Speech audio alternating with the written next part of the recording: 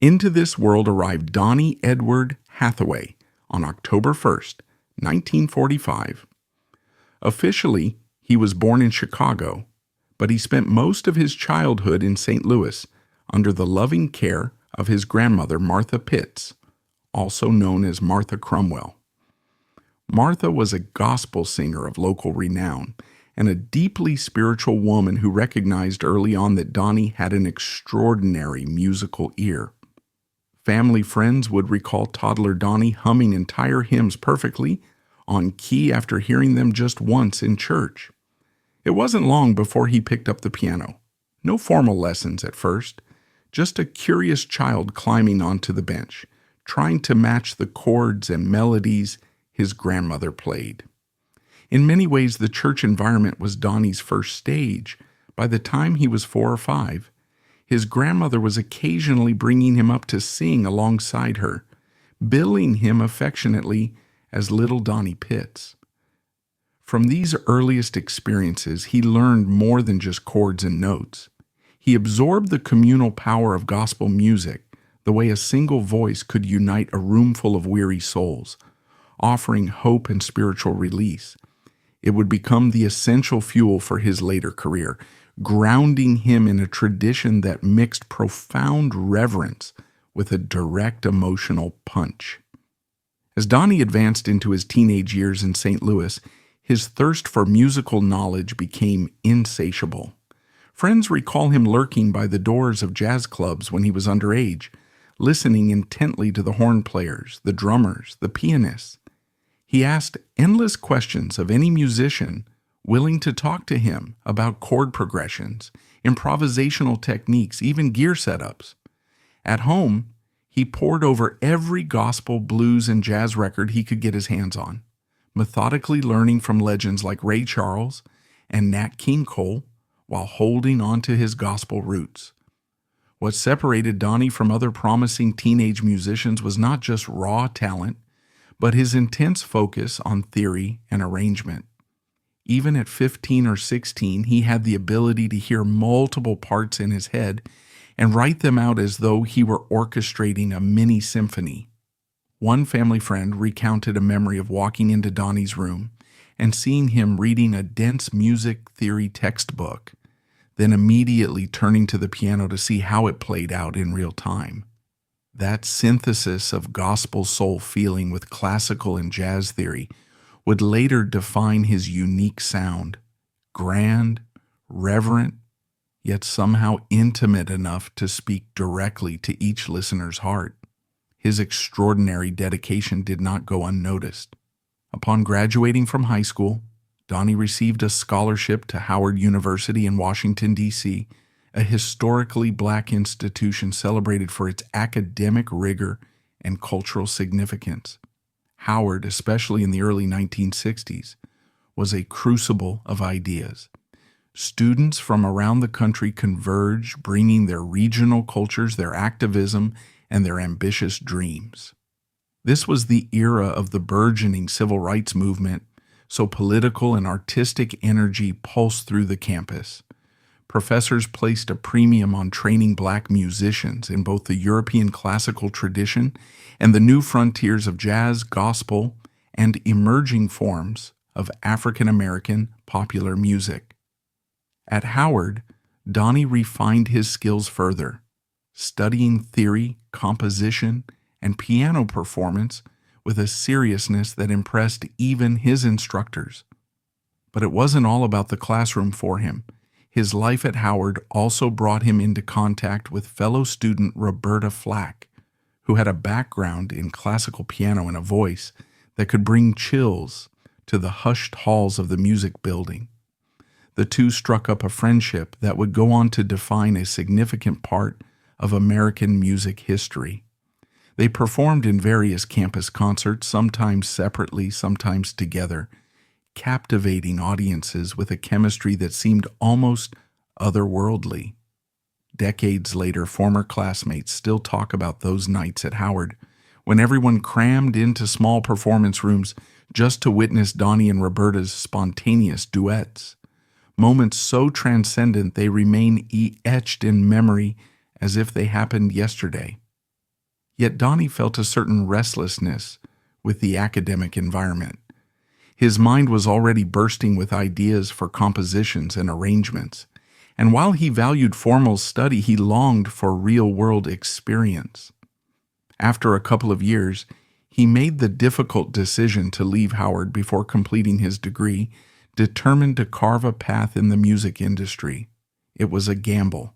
He was giving up the stability of a university environment, but the call of bigger stages and professional collaborations proved too strong to resist. In the late 1960s, Donny's trajectory began accelerating.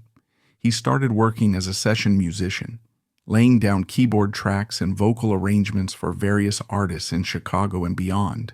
Collaborations with the likes of Curtis Mayfield revealed Donny's knack for weaving social consciousness into soulful grooves. He also joined forces with fellow Howard alumnus Leroy Hutson, further expanding his network. Producers began to notice that this was more than just a gifted singer or pianist. He was a multi-talented arranger and composer whose musical knowledge far exceeded that of most session players. By 1970, Atlantic Records had seen enough promise to fully invest in Donny Hathaway as a solo artist. His debut album, Everything is Everything, arrived in that same year. Though it didn't immediately climb the charts to blockbuster status, it laid the foundation for what Donny could do. A standout track, The Ghetto, exemplified his desire to highlight social realities, namely, the challenges African Americans faced in inner-city neighborhoods, without losing an innate sense of hope. The instrumentation bristled with life, driven by syncopated rhythms, and Donny's hallmark keyboard flourishes. Critics took notice of the album's sophistication. It was clear that Donny was no ordinary R&B performer. Even so, mainstream audiences hadn't quite caught on yet. That started to change with the release of his second album, Donny Hathaway, in 1971. This self-titled effort carried a deeply personal note. Notably, it featured a now legendary cover of Leon Russell's A Song for You. Though it's been covered many times by diverse artists, Donny's version is widely considered the gold standard.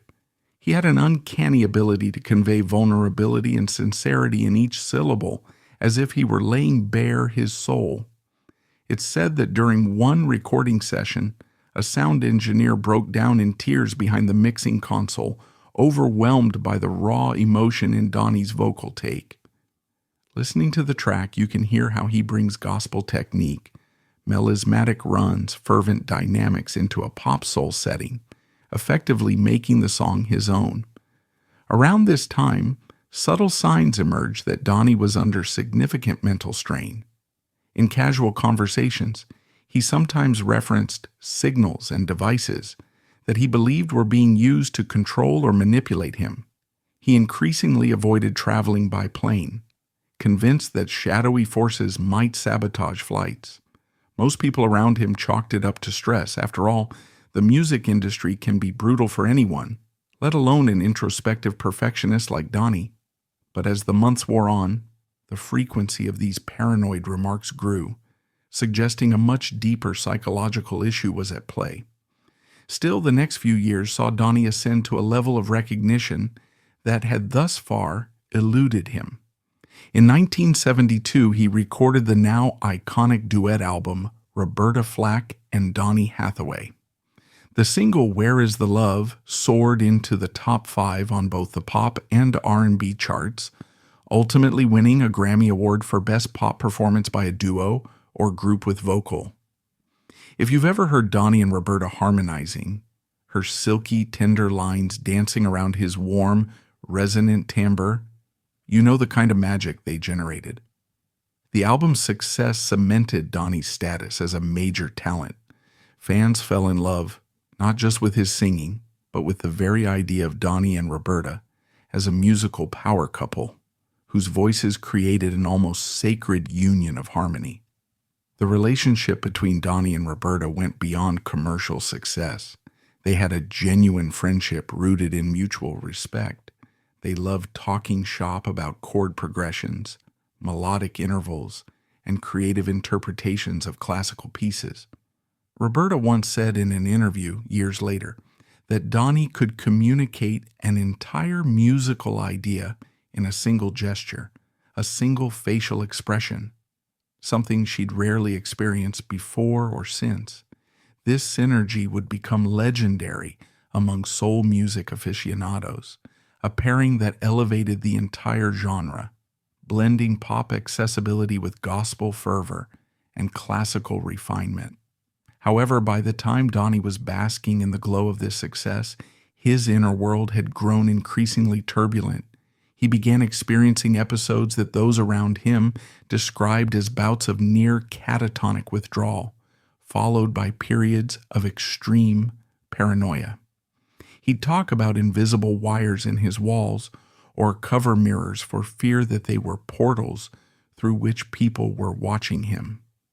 For a while, the record label and his management team tried to keep these struggles under wraps.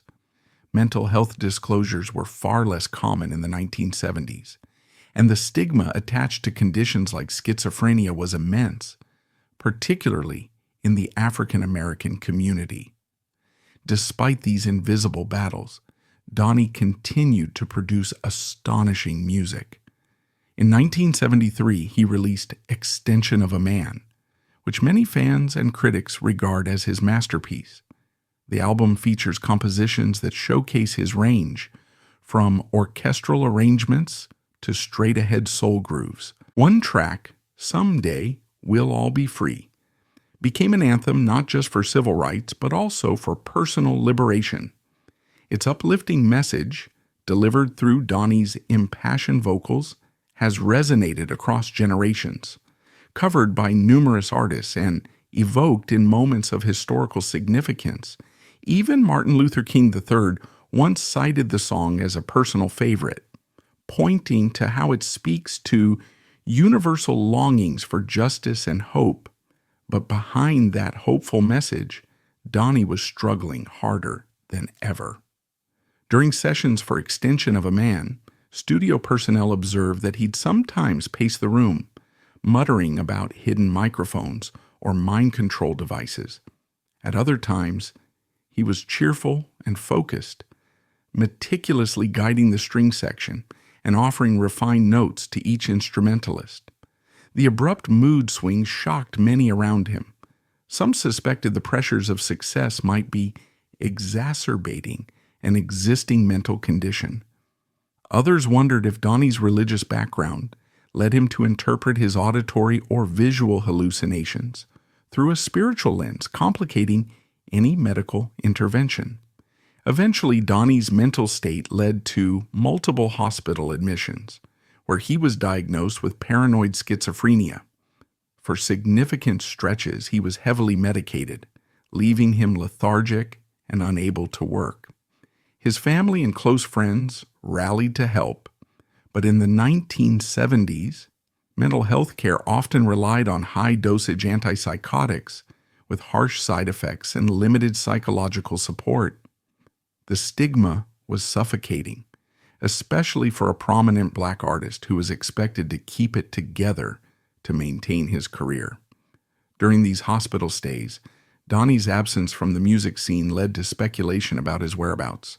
To avoid damaging his reputation, his team offered vague statements about exhaustion or creative sabbaticals. In the midst of these hardships, Donny managed one of his greatest achievements, the holiday classic This Christmas, recorded in 1970. Initially, it received modest airplay, overshadowed by other established Christmas hits. But over the decades, it evolved into a beloved staple, covered by everyone from the Temptations to Chris Brown. What makes This Christmas remarkable is its authentic warmth and jubilation. Donny arranged those shimmering horn lines and the infectious groove in a way that feels like a personal invitation to a cozy family gathering. Each year, new listeners discover it, often wondering why they hadn't known about such a vibrant piece of holiday soul.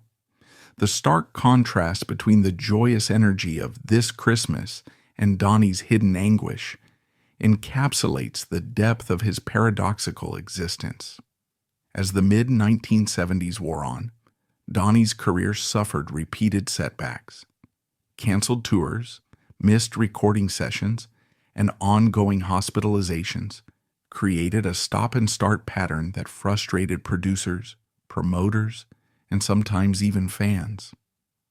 Unbeknownst to many, Donny wasn't simply being unprofessional. He was locked in a life-and-death battle with a severe mental condition that, in certain phases, rendered him unable to distinguish reality from delusion.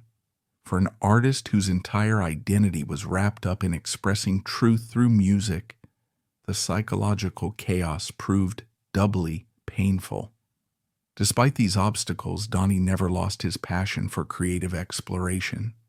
Even as he dealt with the side effects of medication, he continued sketching new arrangements and dreaming of bigger projects.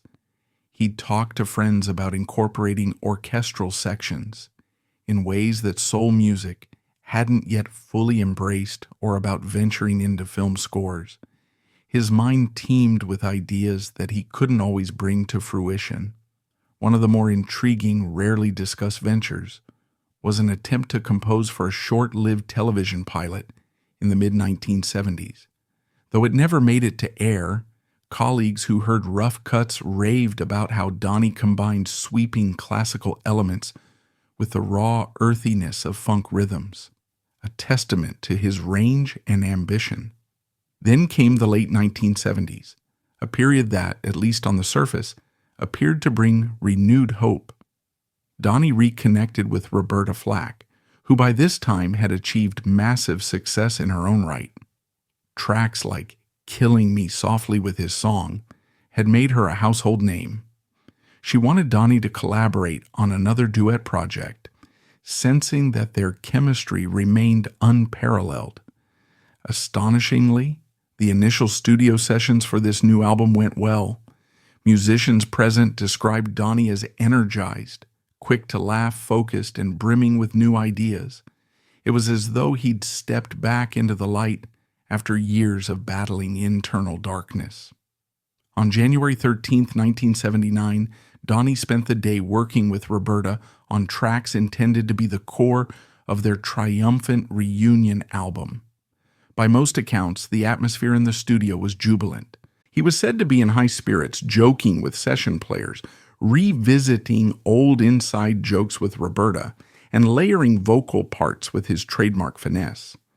Nobody sensed the day would end so tragically. Later that evening, Donny returned to his room at New York's Essex House Hotel. At some point, the unthinkable happened.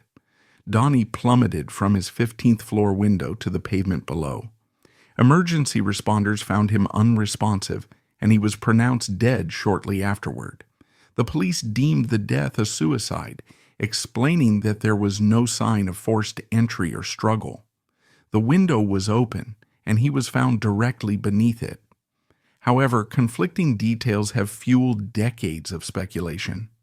Some argued that Donny was too paranoid about others harming him to take his own life, suggesting he might have been trying to escape a perceived threat. Others pointed to the fact that he'd been in a creative, hopeful mood that day. How could someone so seemingly positive about his future commit suicide hours later? A subset of fans even posited that foul play might have been involved, though no substantial evidence ever surfaced. Regardless of the circumstances, the tragedy was acute. Roberta Flack was inconsolable, having spent part of that fateful day creating music with him. For years, she would speak of the hollow ache left in her heart, of the irreplaceable bond they shared that now felt severed by fate. The music industry at large responded with a mixture of shock and sorrow, and for many in the Black community, the loss highlighted the urgent need to address mental health issues more openly. Here was a revered singer, a voice that could elevate the soul to realms of transcendence, brought down by a condition few really understood. In the weeks following his death, tributes flooded the airwaves. Radio DJs organized special segments, dedicated to his discography, allowing fans to call in and share memories of how Donny's music touched their lives. One recurring theme in these calls was how deeply personal his voice felt. People from all walks of life felt as though he was singing directly to them, guiding them through heartbreak, adversity, or just a bad day. Many also brought up the parallels between Donny's demise and the abrupt loss of other greats in the soul, jazz, and blues worlds. Indeed, Donny's death stirred broader conversations about why so many brilliant black artists, from Billie Holiday to Sam Cooke to Marvin Gaye, seemed haunted by tragedy. As the grief settled, scholars and critics began reevaluating Donny Hathaway's contributions in a more nuanced light. Even though his commercial peak was relatively brief, some argued that he should be mentioned in the same breath as Aretha Franklin, Sam Cooke, or Ray Charles, an architect of modern soul. They cited his impeccable musicianship, his innovative arrangements, and the searing emotional honesty that underpinned his performances. This wave of posthumous acclaim inspired younger musicians to revisit Donny's catalog, leading to a quiet renaissance of his influence throughout the 1980s and 1990s.